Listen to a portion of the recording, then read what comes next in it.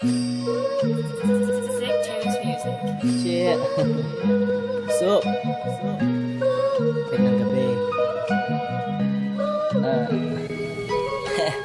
Marami na ang kaganapang nagdaan, ngunit ang liham kong ito'y hindi nilagdaan. Dahil hindi ko nga rin matiyak kung ito ay kabaduyan. Ngunit sinisiguro ko na galing ko sa puso ko. Siguro no, sa guro ko ako unang natutong magbilang at magsulat, magbasa sa kwaderno. Ngunit kay nanay at tatay ako unang nahubog ng tiyagaan at diskarte nilang walang katerno. Sang katerba man ang bisyo na aking hinahakot, kaliwat ka ng problema, walang pagod. Sila sa pagkayod at ako'y walang takot na sumagot ng pabalang tila asong walang amo. Sa paggalang madamot, sa respeto ay kapos. Sa modernong panahon ang masunurin ay laos, ngunit di pa dun tapos, mas lalo ko pang niyapos ang dilim.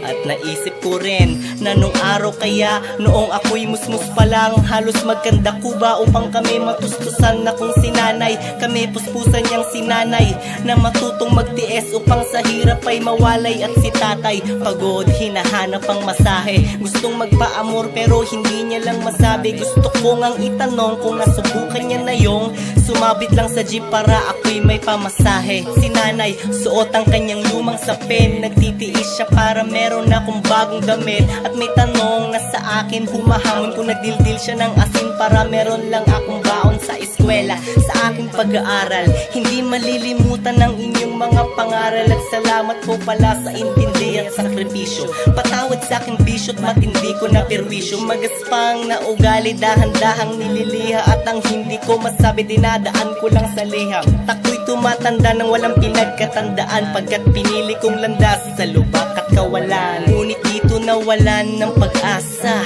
balang araw ay inyong matatamasa. Ang lasa ng pamumuhay marangya na galing sa bulsa ng anak nyong walang ya. Alam niya kung gaano ko kayo kamahal, parati ho kayong kasali sa aking mga dasal. Kaya salamat sa regalo na mahirap tumbasan, regalong kahit habang buhay hindi ko kayang suklian.